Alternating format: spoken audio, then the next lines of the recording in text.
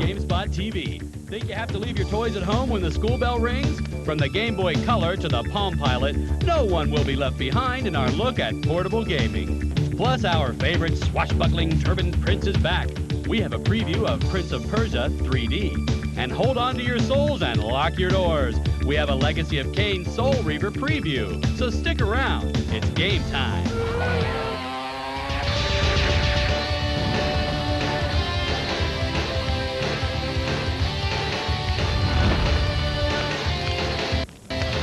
Have the gaming blues hit you hard? Don't worry. School days don't have to mean the end of your gaming days. Hello and welcome to this special back-to-school edition of Gamespot TV. I'm Dash.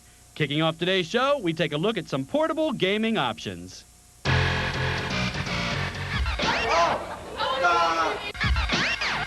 Frivolous gaming comes to a screeching halt once the familiar yellow school bus arrives.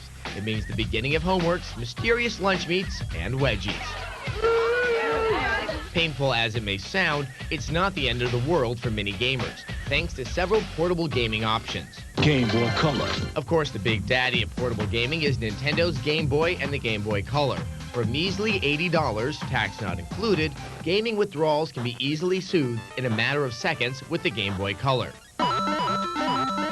Currently, there are 70 games available for the Game Boy Color, according to Nintendo. That doesn't include the over 450 Game Boy titles that can be played on the GB Color.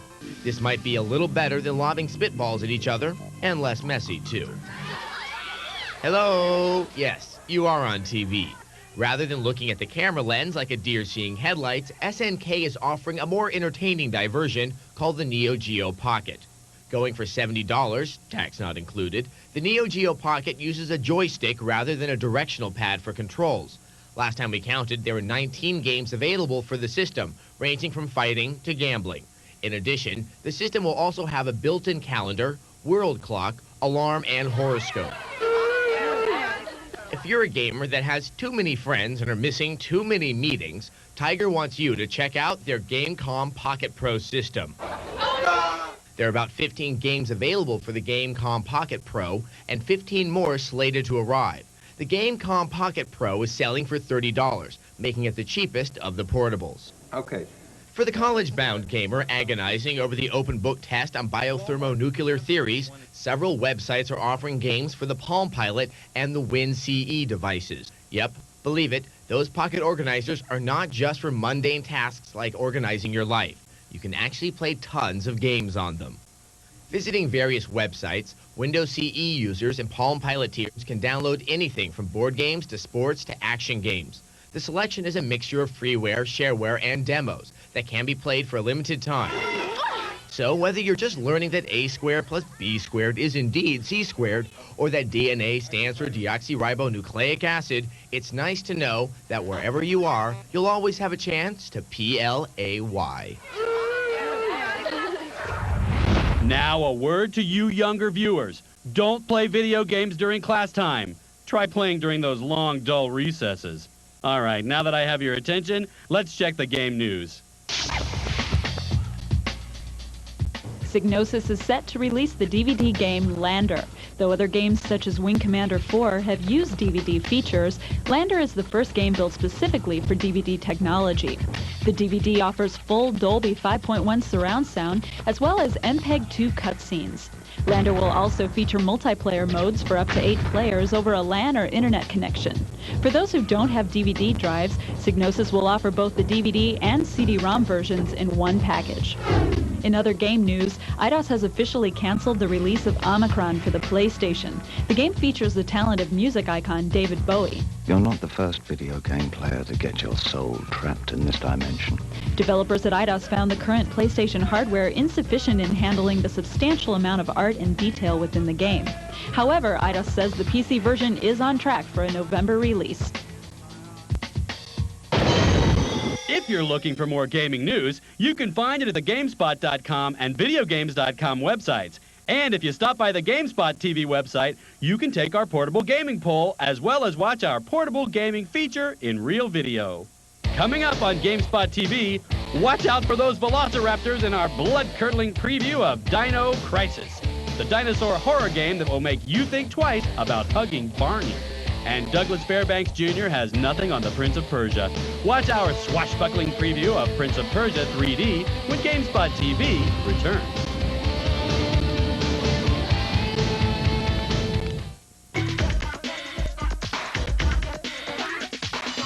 Welcome back. In light of the recent Japanese release of Soul Calibur, fighting games are very popular, and there's never a shortage of them. And another Dreamcast title is Power Stone, which will be available for the launch. It has a uniquely cartoonish take on the fighting genre. Here's our preview. When it comes to fighting games, Capcom is old hat, though most of their games have been in the 2D format. Power Stone for the Dreamcast, while not being the first three-dimensional game from Capcom, is most definitely unlike anything they've done before. The single-minded emphasis on abuse displayed here in the import version of Power Stone clearly shows that it is a fighting game, although with some rather crucial differences. Firstly, there are no blocking moves. All of your defensive maneuverings consist of the very intuitive running away style of self-preservation. The game also lacks true special attacks, and most of your interactive combat involves the hurling of objects at one another. The game's control makes these moves very simple. There's the 3 jump, punch, and kick buttons, which leaves the remaining 3 buttons to execute combinations of the first 3 buttons. The game is really about the 3 Power Stones, which when all collected by the same fighter, generates both a costume change and increased strength. Fortunately, if you beat down your animated nemesis enough, they will drop what stones they have collected, so the balance of power can be in a fair state of flux.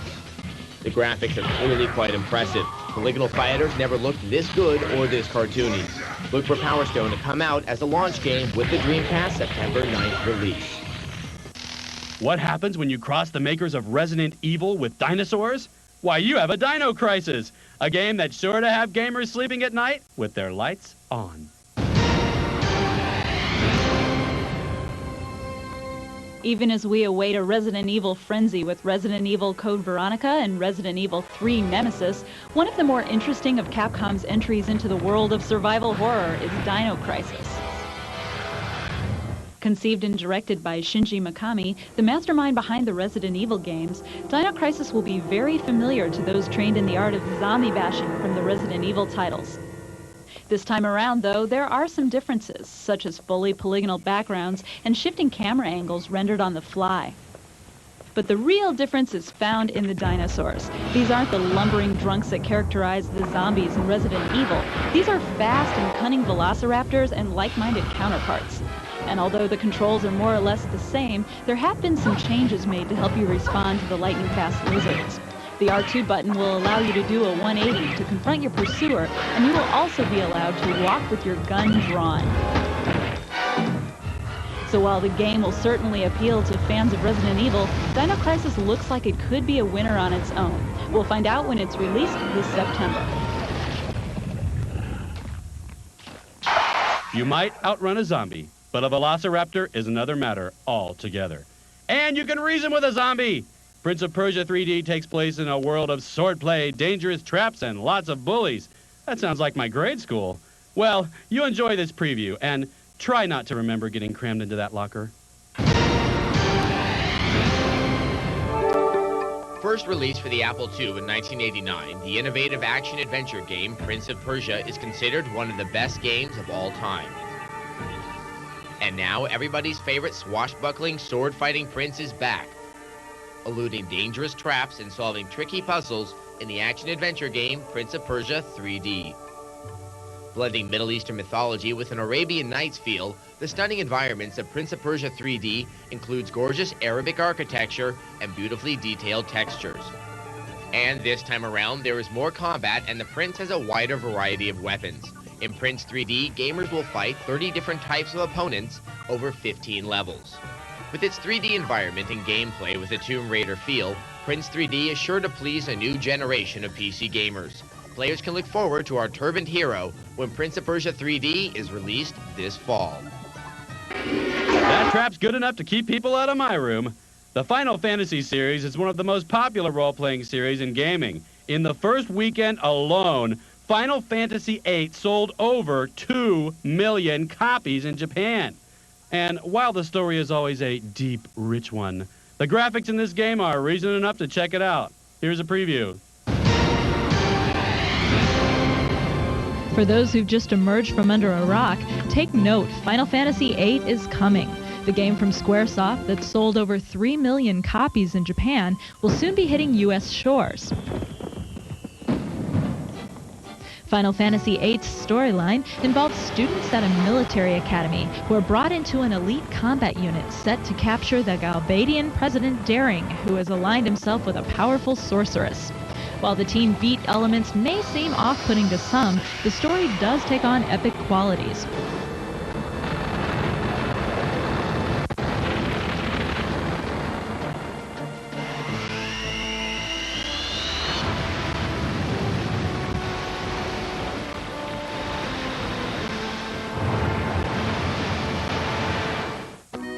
One of the most noticeable things about the game is the graphics that have changed from the super deformed characters of the originals to actual people in correct proportion to their environments. Full motion video segments are well integrated with gameplay to give a seamless playing experience. Of note, in changes to gameplay, is the manner of acquiring money that has changed from just defeating monsters to completing missions and receiving compensation. Get ready for Final Fantasy VIII this fall. While in the U.S., we await the 8th incarnation in the series, Japan is already working on Final Fantasy IX. What's up with that? And now, in honor of Back to School Week, we want to keep you organized this fall, so we're giving away VTech's new PDA, the Helio.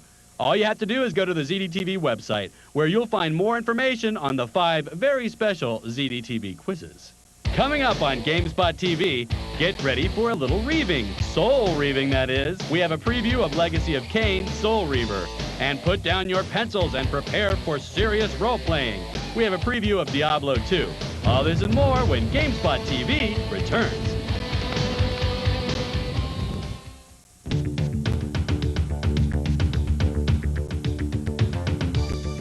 Welcome back. It's been 3 years since Legacy of Kain Blood Omen was released, but in Nosgoth, it's been 1,000 years. So take a look at our preview for the long-awaited, but not that long-awaited, Legacy of Kain Soul Reaver.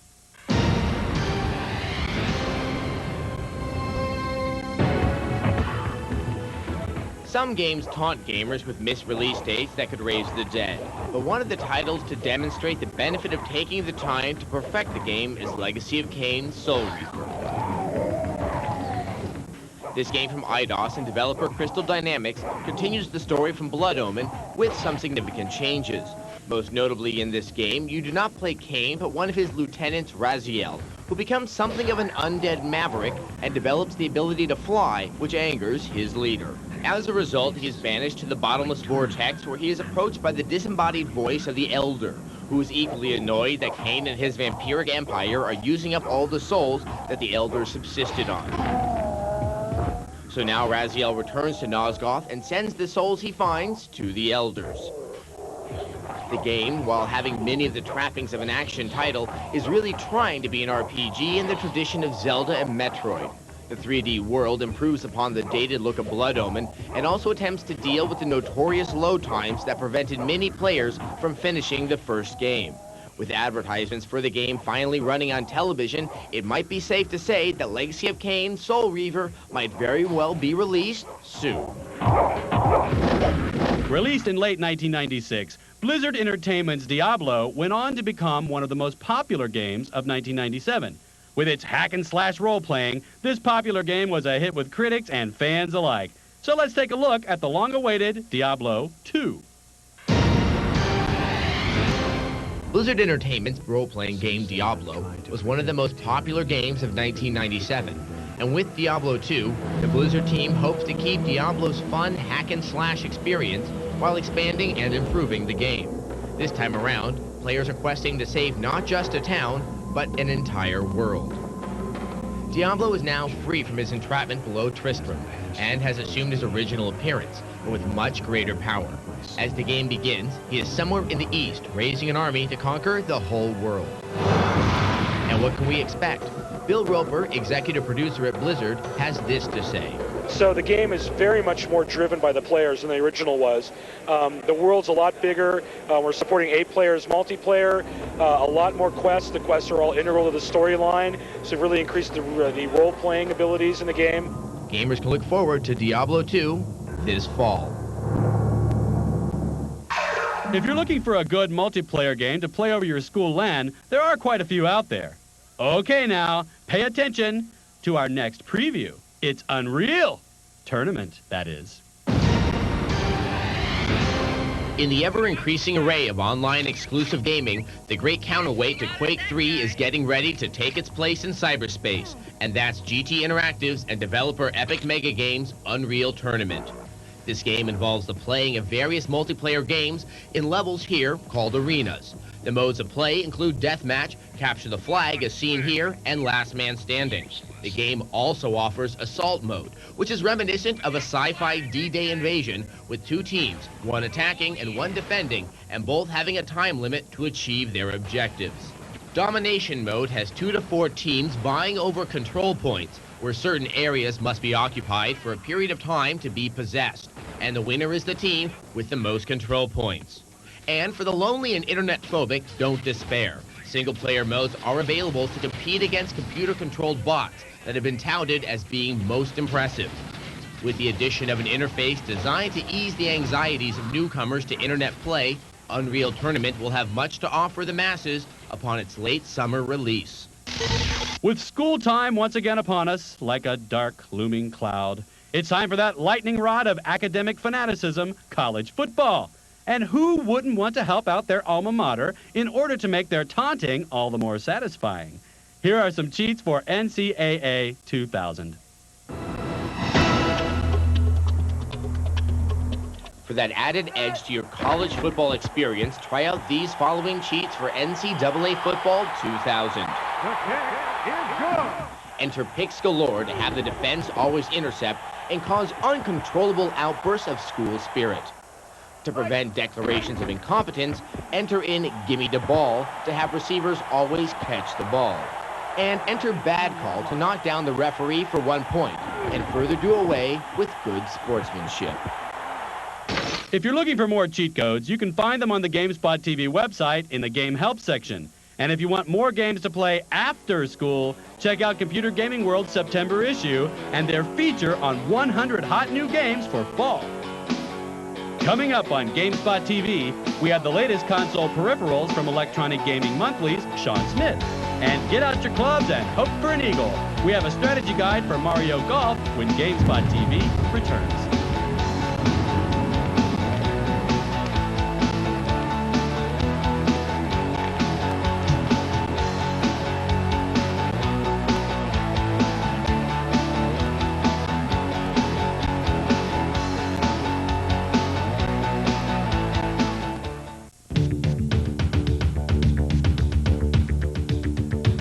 Welcome back.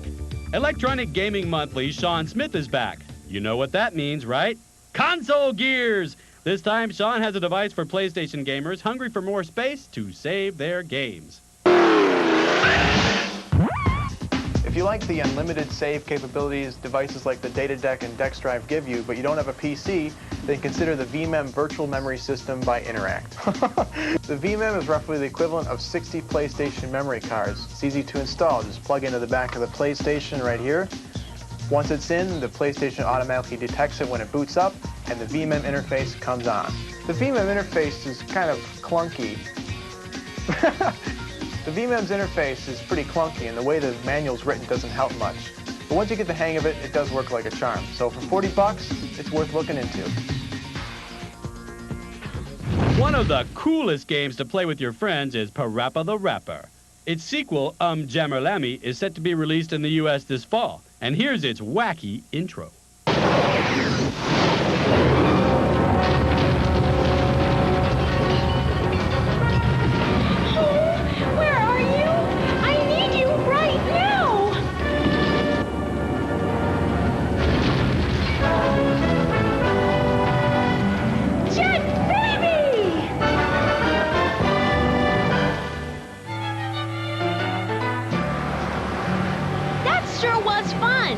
Part 1 was good too, but this one had more juice. What's wrong, Lammy? You seem down. Oh, I wish I was that strong. Lammy, you're already strong as is. You should be more confident. Nobody beats Lammy when she's on the guitar. My son. But that is the truth. Hey, don't forget, we are milk cans. With my son's beats, Lammy's guitar, and my almighty bass combined with that distinguished voice, there's nothing to be afraid of. Squirrel! Yeah! Well, what do we have here? Plenty of munchies for everyone, right? Yeah! Not only munchies, but a little babe, all dressed up for us. Ain't that right? Right! Oh! Lammy, here!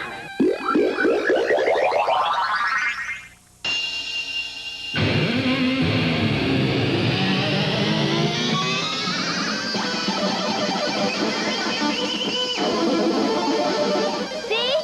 The guitar rules again.